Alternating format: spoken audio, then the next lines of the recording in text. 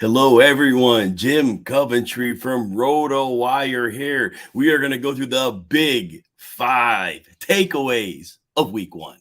All right, the NFL, great time. We love our Sunday football, but we have some crazy games, but that's the NFL. I'm going to go through the first big takeaway of the weekend. It was the stunners. The first stunner was back on Thursday night, the Cam Akers Darrell Henderson split. Henderson 11 touches, Cam Akers 3 touches, 0 yards. Yes, I was fairly heavily invested in Cam Akers. Had him in a good number of drafts. Fortunately, not completely crazy overexposed, and the draft cost was okay. But here, what am I going to say? Darrell Henderson was not great when he was in the game, but he was better than Cam Akers. Definitely going to say that. What's going to happen going forward? Well, the comments after the game by Sean McVay were that Cam Akers needs to run with more urgency. It was a word along that line, and maybe close, but it's urgency. And so whatever an effort thing that Akers must not have right now, that's got to be an issue with Sean McVay. But the weird thing is, when did this happen? Because Henderson started the game. Was it a week of practice thing? Akers was coming off a soft tissue injury. So was Henderson. They had both been sidelined for some time during camp. It's possible that Akers simply didn't appear to McVay to be putting in full effort. Because if that had been a problem earlier in camp, if Akers wasn't recovered from the Achilles, first of all, Akers was good enough to be ahead of Henderson 3-4 months off the injury, or 5 months last year, and now all of a sudden he's not. So it's a very weird circumstance. So it sounds like, reading between the lines, if Akers can regain the urgency, if it was somehow, it must maybe the hamstring, it says soft tissue, was probably just a hamstring. If that was the issue, and if Akers is over it, I don't see a world where Henderson competes with Akers. We all know Sean McVay's comments, and I've repeated this time and again.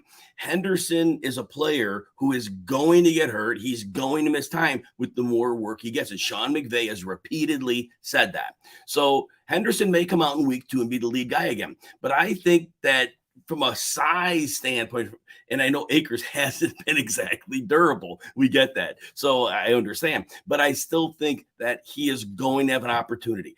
I think that the person who has Akers on their fantasy squad is willing to get out at any price right now. I think for those of you who need running back depth, I think you make a low ball offer. You offer something. You offer a flex play. Running backs are hard to come by. Maybe Akers is toast. Maybe. Is it possible? Yes, it is. But again, we would have heard something along that line during training camp, and that was not the talk. The beat writer Jordan Rodriguez from The Athletic was talking about how they planned on Akers being a 3-down back for them.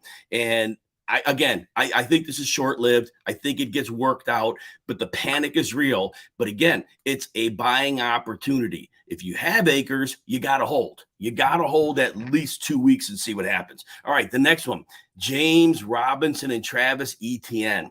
Look, coming off Achilles, right? And we're talking about Cam Akers and all the other running backs. James Robinson suffered his in December, and he was the lead starting back in the Jaguars backfield over first-round draft pick Travis Etienne. Now, the good news, the silver lining for fantasy managers who have Etienne actually outsnapped Robinson 51% to 49%. Now, Robinson scored both of the touchdown. Etienne did have 2 more targets than Robinson, so there was that.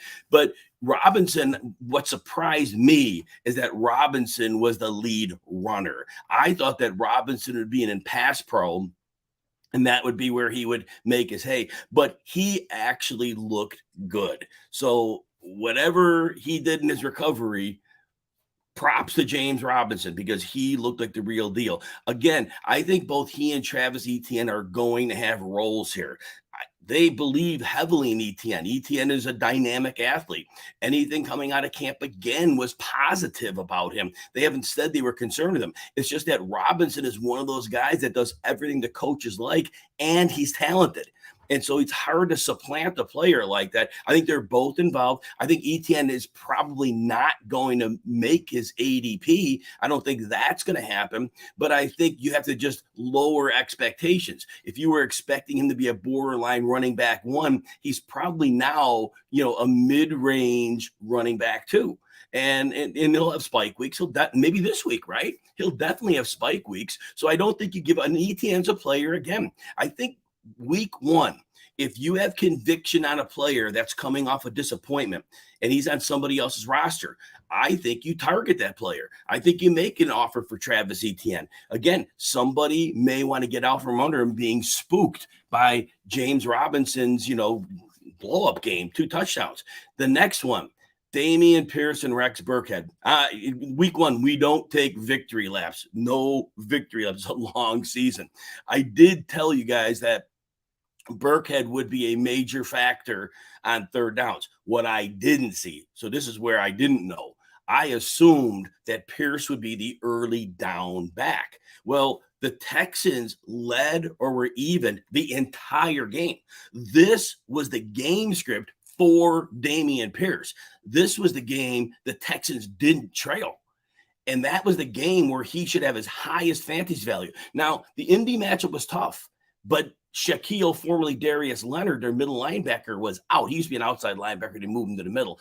Great tackler, great run defender, and he was out. So that looked at least like it was a neutral matchup. But Rex Burkhead commanded 71% of the snaps. Now, Pierce only had about 3 yards to carry. Not that Burkhead was any better, but Burkhead was like 8. I don't have the top of my head here. I didn't write it down. 8 targets, I believe. So Burkhead was very heavily targeted, but they trust him in pass protection. They trust him to do all the little nuances that coaches count on.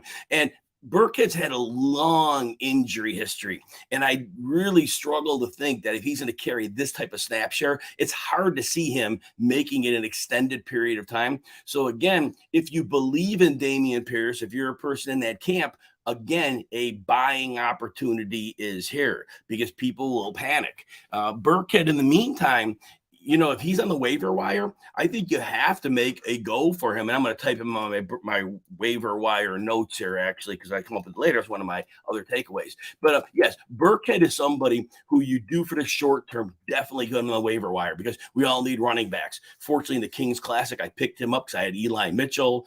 He's going to be down. We'll talk about that later. All right, the next stunner, Amari Cooper, out-targeted by Donovan Peoples-Jones 11-6. And Amari with only 3 for 17. I thought for sure with, the weak arm, Jacoby Brissett and Donovan Peoples-Jones profiling as a great downfield target, I thought for sure Amari Cooper would just be right in the vision of Brissett. And it was Peoples-Jones who dominated targets. Again, maybe a 1-week anomaly, but it's not going to be only Amari Cooper's game. And I thought that was kind of the thought going in. Cooper would be the overwhelming target leader. David Njoku only had 1 catch in this game. So the offense was really weird. I will point out one thing outside of my stunners. Man, I love Nick Chubb. He's he's the greatest running back talent-wise in the game, in my opinion. We can argue that, but I love Nick Chubb's talent. And it's just that, and Kareem Hunt is great too. And that's why Nick Chubb can't really be like in most drafts. He's not a first-round pick because, again, here comes Kareem Hunt, 2 touchdowns and none for Nick Chubb, 141 yards. But it was an empty fantasy game, just like a meh game with 140 yards. Ridiculous. OJ Howard, do not pick him up in the waiver wire. 2 catches, 2 touchdowns, 38 yards. Those are the only 2 targets. Brevin Jordan had 2 targets. Farrell Brown had 1. It's not going to happen again. He's OJ Howard. I mean, he was let go twice this offseason. So don't pick up OJ Howard. You might get 1 touchdown the rest of the season. All right. The second big takeaway of the week, and I'll get the questions at the end. I see Z Smitty's there, so hang on, and I'll get to you. Anybody else do the same? Got a question? Type it in. We'll get you at the end. All right, the goose eggs. Big takeaway number 2, or close to the goose egg. Not all met goose eggs. Darnell Mooney, 1 catch for 8 yards. Give him a pass. First of all, the field was soup, and I talked about this before the game. I live 30 miles away from Soldier Field, and it was light rain here. and it was nothing close to what it was there. I had no idea as I'm streaming while the games are getting ready to kick off, right? That's part of the problem with streaming during that time. I had no idea. In the beginning of the game, it was tolerable. They could move, but it was soup in the second half on that field. And Mooney, the problem basically was that the game was close. The Bears didn't have to go all out, and the pass rush was going to be a big problem for Justin Fields. And what did he complete? 8 passes, so not really worried there. So good, good there. And another close to goose egg. Well, let's go with the goose egg. Devontae Smith, he goose egged on 4 targets, and we talked about this in the preseason too. Talented player, but man, I just think in this current version of the offense, they're going to run a lot. We know that. The preseason hype was true. A.J. Brown got 1 million targets. It was all about him. Dallas Goedert got the leftovers. The big catch radius guys and A.J. Brown's just physicality, those are going to be the dynamic types of players that Jalen Hurts is going to go to. Devontae Smith, I just think is going to be a poor match for Hurts. I think he could be an excellent receiver. I just think he needs a better situation. Smith will have good games. I just don't know that with his slight frame and where they're going to have to operate the offense, I don't know that we're going to get consistency out of him. He would be a sell candidate because a lot of people will love him being, I believe, the 6th pick in the draft last year. So I think that people would think nothing of him. And I think if you roster him, you trade him. I think you could get something for him. I might try to do that. Joe and Julia, I'll get you guys in. Julia, hi. I'm glad you're here. All right, next one, Mike Gesicki. We talked about Gesicki, square peg, round hole. They franchise tagged him. They paid him. And now Miami goes with the 49ers offense with Mike McDaniel. What do they expect their tight ends to do? Block. What can't Mike Gesicki do? Block. Slot receiver. Durham Smythe played more. Durham Smythe saw more targets. Durham Smythe is going to probably see more targets all year long. Gesicki had 1 catch for 1 yard. That he might do a little better than that, but I'm telling you, dump Mike Gesicki if you got him. You might be able to trade him if you roster him, but I think you got to go to the waiver wire. Try to get Tyler Conklin, my guy. Scored a touchdown yesterday, or you might go with Hayden Hurst, go somebody like that if Gesicki was your guy, and you got to go to the waiver wire. Mike Williams only had 2 catches for 10 yards, and that was with Keenan Allen leaving in the first, second quarter, right around that borderline. Wow. I mean, it was like Justin Herbert was throwing it to everybody. I don't think anybody had more than 4 catches. There's a bunch of guys catching the ball, and Mike Williams was not featured. And I thought against the Raiders are playing a lot of zone this year. I thought it was perfect for Mike Williams' big frame. It's back to the middle of last year. I don't believe the coaching staff understands consistently how to use him. They used him early, late last season. They used him late, didn't use him in the middle. This is a bad sign. Now, if Keenan Allen, I doubt he plays Thursday. He has a hamstring injury. It's a short turnaround on that game. So Mike Williams could come up with a big game. If he has a big game and you're concerned that it's going to be this, whimsical play calling where there's going to be spread out targets, a big game on national TV against the Chiefs would be a selling opportunity for Mike Williams if you believe he's going to have very inconsistent usage like he did last year. And right now, I got to think that. Again, bunch of questions. I will get those at the end, so hang with me. All right, a couple. George Pickens, 1 catch for 3 yards. Here's what I think about that. So first of all, notice who got the ball. Chase Claypool had 6 runs. He had 6 catches. He was playing the slot. Deontay Johnson had 12 targets. The Claypool is in the middle of the field with small slot corners. Very easy target for a quarterback who struggles like Mitch Trubisky. Deontay Johnson gets open in a wink of an eyelash. And so Deontay Johnson is the guy. They're getting the ball. George Pickens may be one of those receivers who's excellent, but he may run routes that take a little longer to get open. He may not be that quick twitch guy that's going to get open quickly. That could be problematic because the Steelers don't have a very good offensive line, and that will be a problem. So George Pickens, love the player, don't love the situation. He could be very up and down this year with probably more downs than ups. You know what? We're good on that. We're running a lot of time here. Let's go to the oh my section. I'll quick hit these a little bit.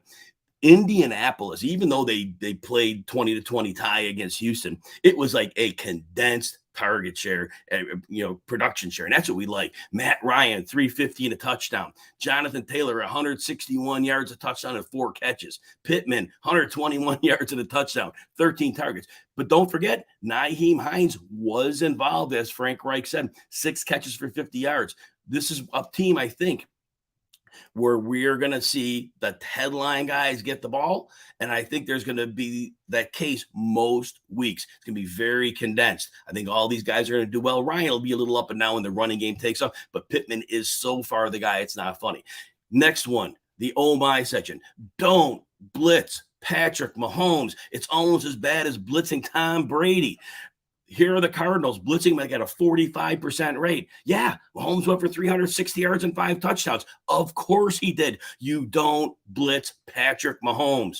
Devontae Adams and Justin Jefferson, off the charts. Now, Adams is going to be great regardless of quarterback. And, hey, J.C. Jackson didn't play for the Chargers. Did it really matter? Devontae Adams is the deal. I was a little concerned him switching teams. Not anymore. DFS.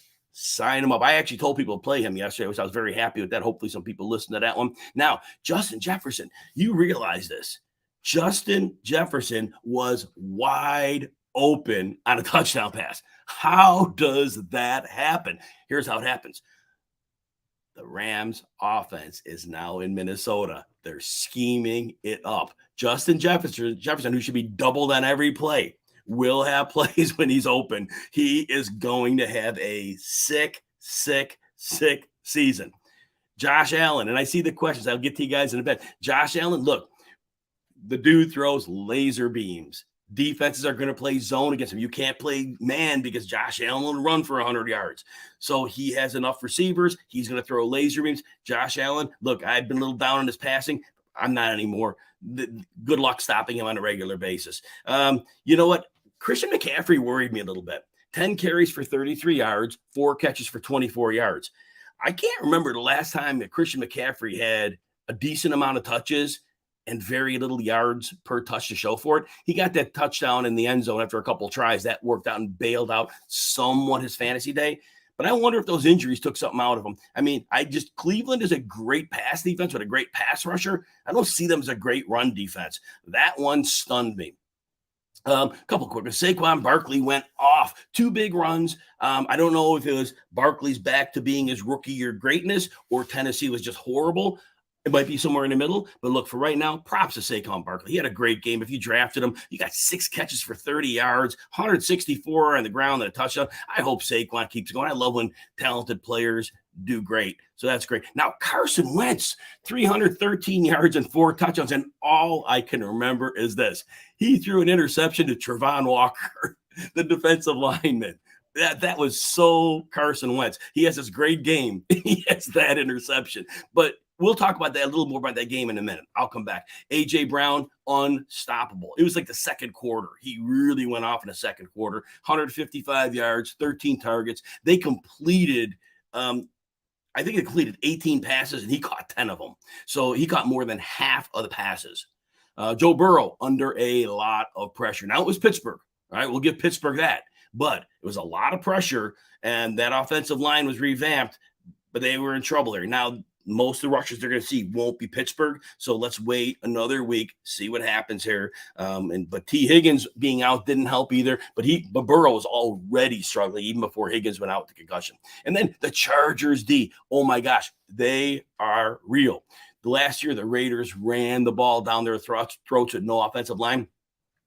Khalil Mack, 3 sacks, strip sack that won the game.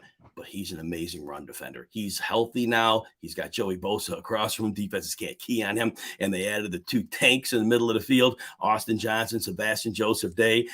You couldn't run on him. And now J.C. Jackson will eventually be back. I don't know if he'll be back Thursday for the Chiefs game, but when he's back, Brandon Staley's going to be doing so much crazy stuff with that defense. They are going to be a joy to watch. I still have them bet as my AFC Super Bowl representative. All right, waiver game. I know it's early. We got a Monday night game, but if you're waivers in fantasy, yes, Rex Burkhead, I said it earlier, 71% of the snaps, regardless of whether Dameon Pierce gets work, Burkhead's going to see work as a receiver. Based on his history, he'll likely get hurt at some point. at some point. Right now, he's healthy. You need a running back. Don't blow your fab budget on him. But I think, people aren't going to think he's real. 10%, 15%. If you're desperate for a running back this week because you've got like Eli Mitchell or you've got Cam Akers, you might go 20 for the short term. Don't go more than that. Zay Jones, I was drafting him in most of my leagues. I tell you what, Zay Jones, 9 targets, 6 for 65, misplayed a touchdown pass, but he's going to get a lot of work with Trevor Lawrence. Curtis Samuel, last year, they wanted to get him involved, but he was hurt all year. 11 targets, 8 catches, 55 and a touchdown, 4 rushing attempts. I know they got Terry McLaurin. I know they got Jahan Dotson, but Curtis Samuel is a joker wild card type player. And if they utilize him, he could have a role every week. He's not going to have that same level of performance, but basically he's on the waiver wire. You should be able to flex him most weeks. Kyle Phillips, talked about him in the preseason. One of those slot receivers, gets open. 9 targets for the Titans in the opener, catching 6 for 66 in the PPR league. Yes, Kyle Phillips is someone to add. Hayden Hurst, the tight end, 8 targets, 5 for 46, just like we saw last year when CJ Uzomah had the occasional big game. I don't think Hurst has a big game every week. With T. Higgins out, I think Hurst saw extra targets. But again, Hayden Hurst, if you need a second tight end, he definitely is viable, and that's a player to consider. And then, all right, injuries. So big takeaway number 5, Dak Prescott out 6 to 8 weeks. And they also lost another lineman, high ankle sprain yesterday. The line's a train wreck. No Dak. I don't know if they're going to score 14 points a game over the next 6 to 8 weeks. It's going to be potentially that bad. With the offensive line woes, that's a big problem because defenses are going to send the house to stop the run and get to the pass at the same time. And I don't know how much CeeDee Lamb's going to be able to do because it's going to be a storm. Dallas is in real trouble. Elijah Mitchell apparently out 2 months with a knee injury. Hopefully you can IR him if you have him. I loved him. I didn't realize the injury would happen that quickly. It did. Jeff Wilson was the number 2. So if you listen to me and rostered him as a backup, it worked out for now. He didn't play great, but Tyrion Davis-Price was inactive. I think Mitchell does become the lead guy. Remember, he was bad last year, but remember that Kyle Shanahan said that he believed that Wilson played on guts last year. And so he was hurt. He wasn't, but he's healthy now. Keenan Allen, hamstring pull, ruled out of the game yesterday. They play Thursday. You're not going to see him Thursday. We'll see after that. Chris Godwin, apparently the hamstring not as bad as feared. We'll get an update on him later in the week, so don't worry too much yet, but there may be a short absence. T. Higgins suffered a concussion.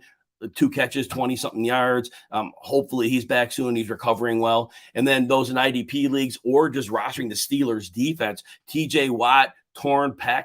He's looking for a second and third opinion. But if TJ Watt's out, honestly, you can waiver wire the Pittsburgh defense because without him, they're not getting much done. He's the anchor of that pass rush. All right, tonight's game. Let's finish up before we get some questions. Denver -6 against Seattle. I won't carry on in this one. Look, Pete Carroll, it's a revenge game for him. It's a revenge game for Russell Wilson. I think they hate each other right now. So what are we going to see here? I think the fact that Carroll knows every weakness Wilson has, that's going to help. But without their top 2 corners from last year, they really are weak at corner. The wrong team to be weak against corner. And they don't have a great pass rush either. Weak at corner, not a great pass rush. I think Russell Wilson is able to move the ball. However, Pete Carroll is going to commit to Rashad Penny in the running game, and therefore that is going to be something that keeps the game close, slows it down. I think Carroll knows enough about Wilson to be able to disrupt him, causing some trouble, and so I ultimately I do think Russell Wilson pulls out the win, but you know what? That 6-point line sounds too good to be true. The crowd in Seattle will benefit the home team here. I do think that Seattle does find a way to cover because Pete Carroll will slow the game down enough and lower the scoring, and that puts me on under 44 as well. All right, let's take some questions here. All right, Z Smitty, should I feel comfortable dropping Gallup or are you for Garrett Wilson, Robbie Anderson, Dotson, or Chark? I would drop Gallup because 6 to 8 weeks of no Dak Prescott, there'll be no downfield game for Gallup, no offensive line. I would not drop Brandon. The field was horrible yesterday. He was involved early, and then everything kind of went south. Ayuk is going to potentially be a star in this offense. It was a very bad field they played on, way worse than I imagined. I just thought it was rain. Like I said, I live 30 miles away, did not realize 30 miles away from me was a monsoon. It was. All right. Joe, good to see you too. It was reported that Harris x-ray came back negative. He may play next week. I still think you pick up Warren right now because he had that Liz Frank thing. I don't know if it's the same foot. If it is, or if it's compensatory, right? Sometimes you have a foot injury on one foot, you're compensating, and then all of a sudden the other one becomes, an injury risk. So I think we got to be concerned about that as well. So yeah, I think you back him up here because if you took Harris out, you took him in the first round of your draft, and I think you want to make sure you have another opportunity. And yeah, Sterling Shepard is worth a pickup. I don't know what was up with Kadarius Toney, but he barely played. Wan'Dale Robinson might miss some time, but this is just the opportunity. If Sterling Shepard gets in the lineup, he's a good player. He probably gets hurt at some point, but he's healthy now. So I think you roll with him, and I think Shepard's a good pickup here. But if you only have that one spot, then I definitely make that play for Jaylen Warren. He didn't look good yesterday, but opportunity may be there, and sometimes all we need in fantasy football, right? And then Julia, was I more disappointed in Phillies run or pass team? Good question. One leads to the other, right? When you're getting gashed on the ground, all of a sudden you start to compensate and then you lose your identity and it all goes south from there. And then Philly had that mental hurdle. They had a big lead. They figured they won the game. And we can never understate the war between the ears, right? And as a former athlete, it was always tough when you felt you either had lost the game or had won a game and it was still going on and you had to flip the switch. The worst one is if you have a big lead and your mind tells you you won and you can't convince your mind otherwise. And once that switch gets flipped off, man, it often doesn't come back on. And I really believe that was part of the problem. But the run D was very, very bad. Their corners are great. But if that teams identify this, they are going to pick on them in the running game, and they are just not going to bother with passing. And that could be a problem. So let's see if Philly has some answers, because maybe they find a way to get Jordan Davis and Fletcher Cox in the field. They both rotate a lot, but maybe if they get both of them on the field, maybe that could really help make them like a rougher unit inside. But they have to go to the shop first. I'm not going to give up on them yet, but they definitely came out not looking for that. All right. Oh, great. I got some nice spam messages here. Oh, beautiful. All right. Let's see what else we got here. We got Jim. Can we expect Akers to get out of McVay's doghouse? I don't know if you heard me earlier, and I do. So, look, you can't trade him away if you have him because you're not going to get anything for him. Right now, his value couldn't be lower. I think. I could be wrong, right? If you got somebody who's a truther for him, then yeah, maybe you can get some.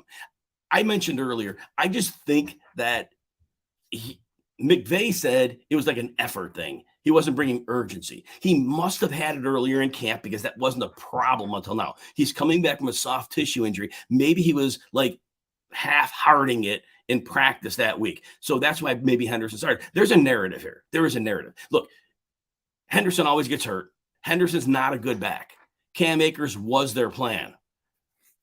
Is it week 2? Is it week 3? I think Akers gets that job. I don't, unless he's really toast. But they would have known that 3 months ago, and they didn't. And they brought him back in the playoffs last year. I got to think Akers gets out of it. I have to think he gets out of it. Randy, good to see you too. Curious what I think about end of bench stats like Sony Michel. So Michel and Josh Kelly, like 28, 27% of the snaps, they were like dead together, and neither separated from the other in that one. So right now, if Michel were to take that job, I think it's a great opportunity because we saw Austin Eckler was spelled. He got what he wanted. Far less workload on between the tackles. It'll extend his season, make him more explosive. But I don't know. Josh Kelly looked just as good. Remember, Sony Michel was not efficient. He had 4 fantasy games where he averaged like 100 yards on the ground last year, and he did really. But he's not a good runner. But somebody's going to take that job, and it could be him. So again, we all need running backs. Zamir White didn't even play. So that bothers me. He was like relegated. So that makes me concerned that he's not going to see time, and it might be Josh Jacobs' job right now. Rashad White, yeah, he subbed in for Fournette, and Fournette's not going to play every snap. And, they're not going to trail a lot. I don't think they're going to trail a lot. So I don't know how many times they're going to have to go to the passing down back. But Rashad, PPR league, I think you take a shot. And Fournette, if Fournette gets heavy usage like he did yesterday, he broke down at the end of last season when he had 3 games with high usage. So consider that. Josh Palmer, I didn't like how Justin Herbert just spread the ball out so much. Everybody got like 4 targets. But, Keenan Allen, I don't know how much, if he'll miss 1 game, I don't know how much he misses. And I like Josh Palmer, but I just was really concerned at how much spreading around of the ball they did. If that's a theme, he's not going to command targets. And that, I love Josh Palmer, but I'm a little concerned about him. So I would probably say Michelle has the highest ceiling of that group. And then Rachaad White probably has the best floor of that group. Jason, who do I think would be a buy low running back? On the trade market. Let's see here. I'm trying to think here. Travis Etienne, after the, getting out, outplayed by James Robinson, would be one. Cam Akers is one. If you like Dameon Pierce's talent, being outsnapped 71 to 29%, he might be buy low. Aaron Jones, to me, was a very disappointing in the opener. The Packers did not use him well at all. You might be able to rattle a cage on him to see what you can get. Those might be some buy low running backs. This is a good week to buy low. Find the players that had disappointing games. If you believe in those players, make offers for them. Julia, would Ken Dorsey be using all his guys? I don't know what they're doing, because I think Wandale got hurt. Tony must have had something going on. I mean, Richie James would have had 7 targets or 9 targets or something like that. I didn't see that one coming. Did not see Richie James being the guy in week 1. I need 2 weeks on that one, because I don't know what's going on in New York. I do not know. I wish I had the answer to that. So Pittsburgh D minus 7 sacks and Minka. Yeah, well, like I said, TJ Watt tore his pec. If he's done for the season, their pass rush is done. He's the catalyst. He gives the other guys good matchups. He wins hard matchups. We've seen them without him before. They cannot play without him. And I think he's done for the season. Donovan People-Jones, I did mention earlier, I thought he'd be a deep threat, and it was far more than that. So, I was very happy with his performance. It was at the expense of Amari Cooper. We'll see how week 2 goes.